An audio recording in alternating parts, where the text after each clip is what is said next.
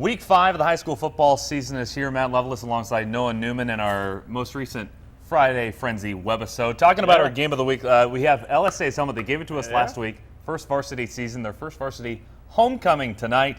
Taking on Mount Olive. Thoughts on the game? Should be a good scene and should be a good chance for LSA to get a win. I mean, Mount Olive, they're only 1-3 right now. Seems like an even matchup. But I know you went out there and talked to Coach McIntosh yesterday, and he seemed pretty optimistic. He likes his chances tonight. Yeah, he does. And you know what? This team coming into the season, of course they wanted to win games, but I don't think their goal was to build a championship in the Prairie State Conference right away.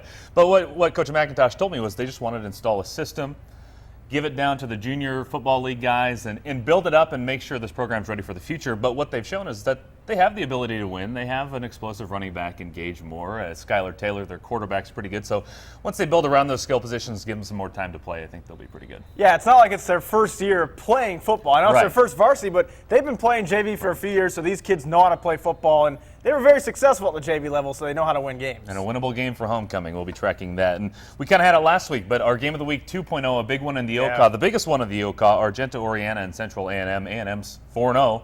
Argenta Oriana's 3-1 with that loss last week. Thoughts on that game? Well, Raiders, last remaining undefeated team in the Okaw Valley. Kind of seems like, I'm not saying Central A&M's slow, but I'm saying they're big, and I'm saying Argenta's fast. So it's what happens when fast meets big, and that's what we're going to find out tonight. I think all of Central A&M's games come down to who can play 4 quarters with them, because that size is going to wear people out. It wore out Unity, I think, in the second half of that game. They came back, scored a couple touchdowns to tie it, ended up taking the lead. So Central A&M, a tough team to last, 48